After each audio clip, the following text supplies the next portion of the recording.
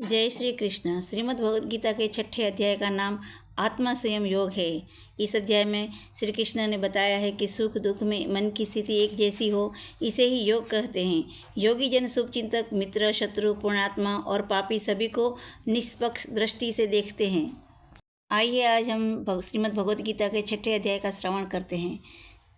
श्री कृष्ण भगवान बोले, जो पुरुष कर्म फल का आश्रय न लेकर करने योग्य कर्म करता है वह सन्यासी तथा योगी है, और केवल अग्नि का त्याग करने वाला सन्यासी नहीं है तथा केवल क्रियाओं का त्याग करने वाला योगी नहीं है। हे अर्जुन, जिसका सन्यास ऐसा कहते हैं उसी को तू योग जान, क्योंकि संकल्पों का त्याग न करने वाला कोई भी पुरुष योगी नहीं होता। योग में आरूढ़ होने की इच्छा वाले मनशील पुरुष के लिए योग की प्राप्ति में निष्काम भाव से कर्म करना ही हेतु कहा जाता है, और योगारूढ़ हो जाने पर उस योगारूढ़ पुरुष को जो सर्व संकल्पों का अभाव है वहीं कल्याण में हेतु कहा जाता है। जिस काल में न तो इंद्रियों के भोग में और न कर्मों में ही आसक्त होता है, उस काल में सर्वकल्पों का त्यागी पुरुष योगारूढ़ कहा जाता है। अपने द्वारा अपना संसार समुद्र से उद्धार करे और अपनों के अधोगति में न डाले, क्योंकि मनुष्य आप ही तो अपना मित्र है और आप ही अपना शत्रु है। जिस जीवात्मा मन और इंद्रियों सहित शरीर जीता हुआ है, उस जीवात्मा को तो वह आप ही मित्र है, और जिसके द्वारा मन तथा इंद्रियों सहित शरीर नहीं जीता गया है, उसके लिए वह आप ही शत्रु के संदर्भ शत्रुता में वर्तता है। सर्दी गर्मी और सुख दुख तथा मान और अपमान जिसके अंतकरण की वृत्तियाँ भली भांति शांत है, ऐसे स्वाधीन आत्मा वाले पुरुष के ज्ञान में सच्चिदानंद परमात्मा सम्यक प्रकाश से स्थिर है, अर्थात उसके ज्ञान में परमात्मा के सिवा अन्य कुछ है ही नहीं।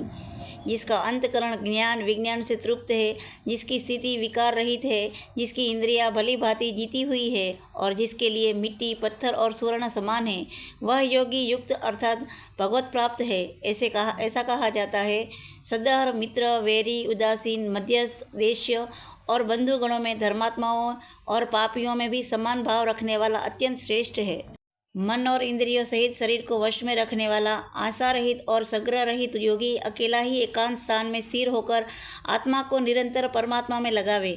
शुद्ध भूमि में जिसके ऊपर क्रमश कृशा, मृगछाल और वस्त्र बिछे हैं, जो न बहुत ऊंचा है और न बहुत नीचा, ऐसे अपने आसन को स्थिर स्थापना करके उस आसन पर बैठकर चित्त और इंद्रियों की क्रियाओं के वश में रखते हुए मन को एकाग्र करके अंतकरण की शुद्धि के लिए योग का अभ्यास करे। काया, सिर और गले को समान एवं अचल धारण करके और स्थिर होकर अपनी नासिका अग्रभाग पर दृष्टि जमाकर अन्य दिशाओं का न देखते हुए ब्रह्मचारिक व्रत में स्थिर, भय रहित तथा भली भांति शांत अंतकरण वाला सावधान योगी मन को रोककर मुझ में चित्त वाला और मेरे परायण होकर स्थिर होवे। वश में किए हुए मन वाला योगी इस प्रकार आत्मा को निरंतर मुझ परमेश्वर के स्वरूप में लगाता हुआ मुझ में रहने वाली परमानंद की पराकाष्ठा शांति को प्राप्त होता है। हे अर्जुन, यह योग न तो बहुत खाने वाले का, न बिल्कुल न खाने वाले का, न बहुत शयन करने वाला स्वभाव लोक लेका और न सदा जागने वाला ही सिद्ध होता है।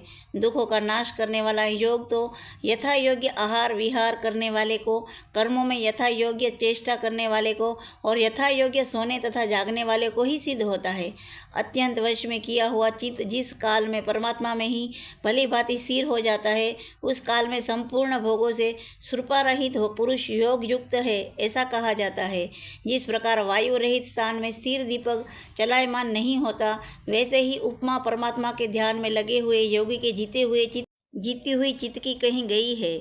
योग के अभ्यास से निरुद्र चित्त जिस अवस्था में उपराम हो जाता है और जिस अवस्था में परमात्मा के ध्यान से शुद्ध हुई सूक्ष्म बुद्धि द्वारा परमात्मा को साक्षात करता हुआ सच्चिदानंदन परमात्मा में ही संतुष्ट रहता है, इंद्रियों से अतीत केवल शुद्ध हुई सूक्ष्म बुद्धि द्वारा ग्रहण करने योग्य जो अनंत आनंद है, उसका जिस अवस्था में अनुभव करता है और जिस अवस्था में स्थिर यह योगी परमात्मा के स्वरूप में विचलित होती ही नहीं। परमात्मा की प्राप्ति रूप जिस लाभ को प्राप्त होकर उसके अधिक दूसरा कुछ भी लाभ नहीं मानता, और परमात्मा प्राप्ति रूप जिस अवस्था में स्थिर योगी बड़े भारी दुख से भी चलायमान नहीं होते, जो दुख रूप संसार के संयोग से रहित है तथा जिसका नाम योग है, उसका जानना चाहिए। वह योग न उक्ताए हुए अर्थात धैर्य और उत्साह युक्त चित्त से निश्चय पूर्वक करना कर्तव्य है।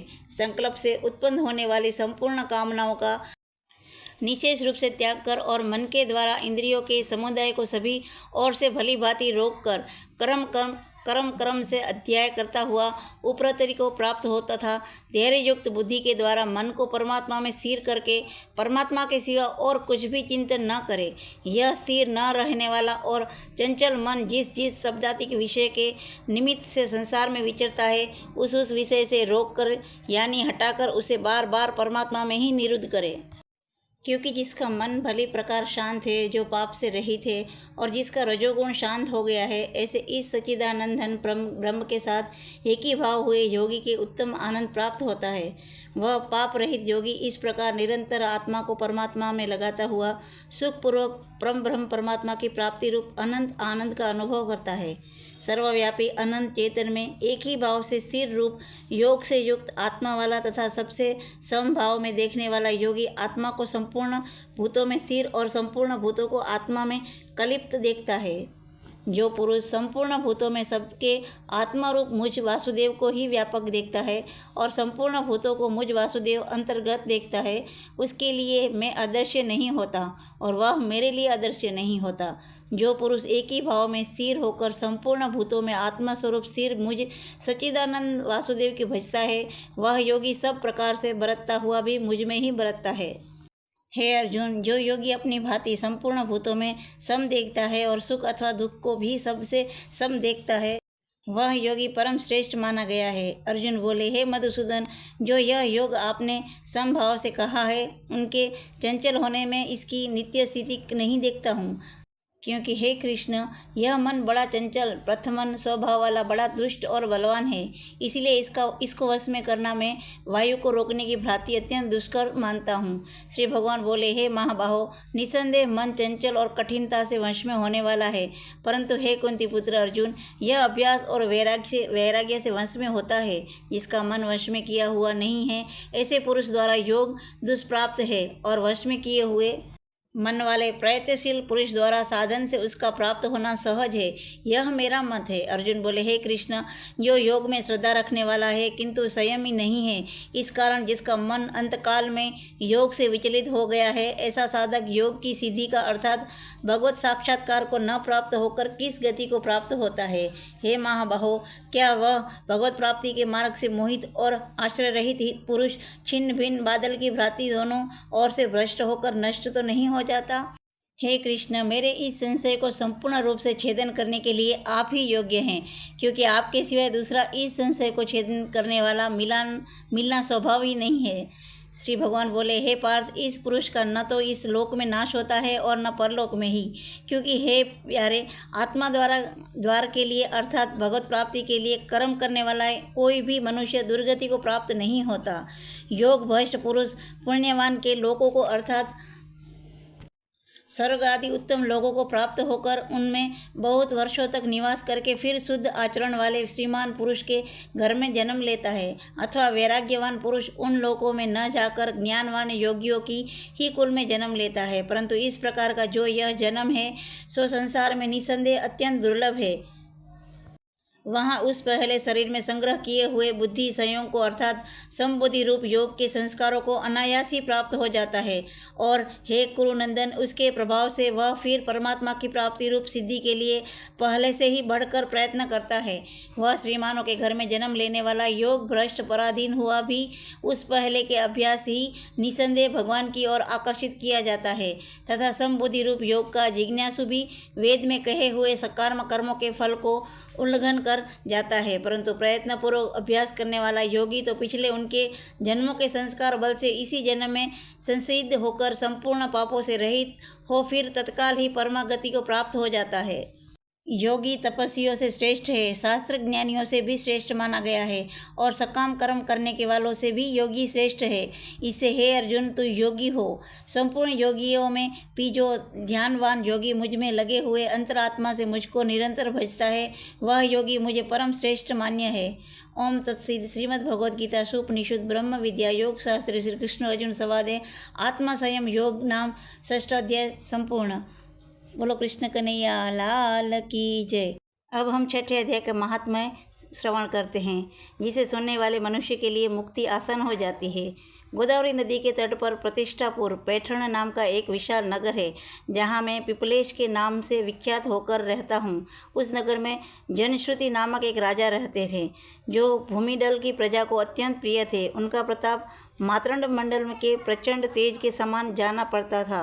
प्रतिदिन होने वाले उनके यज्ञ के धुएं से नंदनवन के कल्पवृक्ष इस प्रकार काले पड़ गए थे, मानो राजा की असाधारण शान दान शीतलता देखकर वे लज्जित हो गए हो।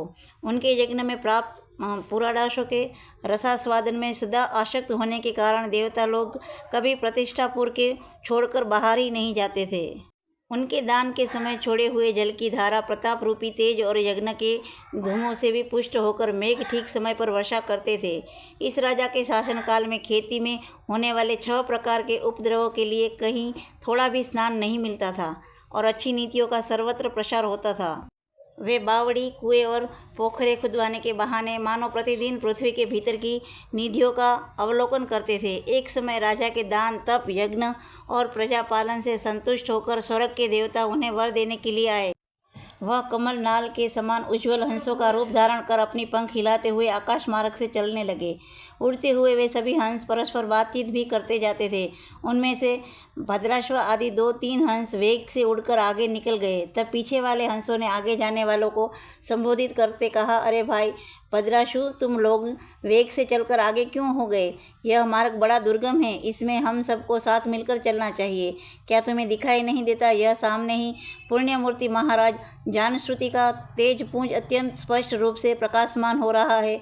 इस तेज से भस्म होने की आशंका है, सावधान होकर चलना चाहिए। पीछे वाले हंसों के ये वचन सुनकर आगे वाले हंस हंस पड़े और उच्च स्वर में उनकी बातों की अवहेलना करते हुए बोले, अरे भाई, क्या इस राजा जानश्रुति को तेज ब्रह्मादि महात्मा रेकवे के तेज से भी अधिक तीव्र है? हंसों की यह बातें सुनकर राजा जानश्रुति अपने ऊंचे महल की छत से उतर गए और सुखपूर्वक आसन पर विराजमान हो अपने सारथी को बुलाकर बोले, जाओ महात्मा रेकव को यहाँ ले आओ। राजा का यह अमृत के समान वचन सुनकर मह नामक सारथी प्रसन्नता प्रकट करता हुआ नगर से बाहर निकला। सबसे पहले उसने मुक्तिदायिनी काशीपुरी की यात्रा की, जहाँ जगत के स्वामी भगवान विश्वनाथ मनुष्यों का उपदेश दिया करते थे। उसके बाद वह गया क्षेत्र में पहुँचा, जहाँ प्रफुल्ल नेत्रों वाले भगवान गदाधर संपूर्ण लोगों का उद्धार करने के लिए निवास करते हैं। तदुपरांत नाना तीर्थों में भ्रमण करता हुआ सारथी पाप नाशिनी मथुरापुरी में गया। यह भगवान श्री कृष्ण का आदि स्थान है, जो परम महान तथा मोक्ष प्रदान कराने वाला है। वेद और शास्त्रों में वह तीर्थ त्रिभुवनपति भगवान गोविंद के अवतार स्थान के नाम से प्रचलित है। नाना देवता और ब्रह्मादि इसको सेवन करते हैं। मथुरा नगर यमुना के किनारे शोभा पाता है, उसकी आकृति उद्वचल के समान प्रतीत होती है। वह सब तीर्थों के निवास से परिपूर्ण है, परम आनंद प्रदान करने के कारण सुंदर प्रतीत होता है। गोवर्धन पर्वत होने से मथुरा मंडल की शोभा और भी बढ़ गई है। वह पवित्र वृक्षों और लताओं से आवृत है, उसमें बाहर वन है। वह परम पुण्यमय था, सबको विश्राम देने वाले क्षत्रियों के सारभूत भगवान श्री कृष्ण की आधार भूमि है। तत्पश्चात मथुरा से पश्चिम और उत्तर दिशा की ओर बहुत दूर तक जाने पर सारथी को काश्मीर नामक नगर दिखाई दिया, जहाँ शंख के समान उज्ज्वल गगनचुंबी महलों की पंक्तियों भगवान शंकर के अट्टहास की शोभा पाती है। जहाँ ब्राह्मणों के शास्त्रीय अलावा सुनकर मुख मनुष्य भी सुंदर वाणी और पदों को उच्चारण करते हुए देवता के समान हो जाते हैं। जहाँ निरंतर होने वाले यज्ञ धूम से व्याप्त होने के कारण आकाशमंडल मेघों से धुंधले रहने पर भी अपनी कालिमा नहीं छोड़ते। जहाँ उपाध्याय के पास आकर छात्र जन्मकालीन अभ्यास से ही संपूर्ण कलाएं स्वतः पढ़ लेते हैं, तथा जहाँ मणिकेश्वर नाम से प्रचलित भगवान चंद्रशेखर देहाधारियों को वरदान देने के लिए नित्य निवास करते हैं। काश्मीर के राजा मणिकेश्वर ने दिग्विजय में समस्त राजाओं को जीतकर भगवान शिव का पूजन किया था, तभी से उनका नाम मणिकेश्वर हो गया था। उनके मंदिर के दरवाजे पर महात्मा रेकव एक छोटी सी गाड़ी पर बैठे अपने अंगों को खुल जाते हुए वृक्ष की छाया का सेवन कर रहे थे। इसी अवस्था में सारथी ने उन्हें देखा। राजा के बताए हुए भिन्न भिन्न चिन्हों से उसमें शीघ्र ही रेकव का पहचान लिया और उनके चरणों में प्रणाम करते कहा, ब्राह्मण, आप किसी स्थान पर रहते हैं, आपका पूरा नाम क्या है? आप तो सदा स्वच्छंद विचरने वाले हैं, फिर यहाँ किस लिए ठहरे हैं? इस समय आपका क्या करने का विचार है? सारथी के ये वचन सुनकर परमानंद ने निर्मग्न महात्मा रेकव ने कुछ सोचकर उससे कहा, यद्यपि हम पूर्ण काम है, हमें किसी वस्तु की आवश्यकता नहीं है, तथापि कोई भी हमारे मनोवृत्ति के अनुसार परिचर्चा कर सकता है। रेकव के हार्दिक अभिप्राय को आदरपूर्वक ग्रहण करने के सारथी धीरे से राजा के पास चल दिया। वहां पहुंचकर राजा को प्रणाम करके उसने हाथ जोड़कर सारा समाचार निवेदन किया। उस समय स्वामी के दर्शन से उसके मन में बड़ी प्रसन्नता थी। सारथी के वचन सुनकर राजा के नेत्र आश्चर्य से चकित हो उठे। उनके हृदय में रेकव का सत्कार करने की श्रद्धा जागृत हुई। उन्होंने 2 खचरियां से जुती हुई गाड़ी लेकर यात्रा की, साथ ही मोती के हार, अच्छे अच्छे वस्त्र और 1 सहस्र गौ भी ले ली। कश्मीर मंडल में महात्मा रेकव जहाँ रहते थे, उस स्थान पर पहुंचकर राजा ने सारी वस्तुएं उनके आगे निवेदन कर दी और पृथ्वी पर पड़कर साष्टांग प्रणाम किया। महात्मा रेकव अत्यंत भक्ति के साथ चरणों में पड़े हुए राजा जानश्रुति पर कृपित हो उठे और बोले, रे शूद्र, तू दुष्ट राजा है, क्या तू मेरा वृत्तांत नहीं जानता? यह खचरियों से जुती हुई अपनी ऊंची गाड़ी ले जा। ये वस्त्र, ये मोतियों के हार और ये दूध देने वाली गौ भी स्वयं ही ले जा। इस तरह आज्ञा देकर रेकव ने राजा के मन में भय उत्पन्न कर दिया। तब राजा ने श्राप के भय से महात्मा रेकव के दोनों चरण पकड़ लिए और भक्तिपूर्वक कहा, ब्राह्मण, मुझ पर प्रसन्न होइए। भगवान, आप में यह अद्भुत महात्मा कैसे आए? प्रसन्न होकर मुझे ठीक ठीक बताइए। रेकव ने कहा, राजन, मैं प्रतिदिन गीता के 6ठे अध्याय का जप करता हूँ। इसी से मेरी तेजो राशि देवताओं के लिए भी दुस्सह है। तदनंतर परम बुद्धिमान राजा जानश्रुति ने यत्नपूर्वक महात्मा रेकव से गीता के 6ठे अध्याय का अभ्यास किया। इससे उन्हें मोक्ष की प्राप्ति हुई। रेकव पर्वत मोक्ष दायक गीता के 6ठे अध्याय का जाप जारी रखते हुए भगवान मणिकेश्वर के समीप आनंद मग्न हो रहने लगे। हंस का रूप धारण करके वरदान देने के लिए आए हुए देवता भी विस्मित होकर स्वेच्छानुसार चले गए। जो मनुष्य सदा इस एक ही अध्याय का जप करता है, वह भी भगवान श्री विष्णु के रूप को प्राप्त हो जाता है। इसमें तनिक भी संदेह नहीं है। इस अध्याय में भगवान ने बताया है कि पूर्ण परमात्मा की भक्ति से पूर्ण मुक्ति और परम शांति मिलती है। जय श्री कृष्णा। आशा करती हूँ कि आपको ये हमारा भगवद गीता का 6ठा अध्याय अच्छा लगा होगा, और ऐसे ही और वीडियोस देखने के लिए हमारे चैनल को सब्सक्राइब करें, लाइक करें और ये वीडियो को अपने दोस्तों और परिवार वालों के साथ ज़रूर शेयर करें, और ऐसे ही अपना प्यार हमें देते रहिए। धन्यवाद। जय श्री कृष्णा।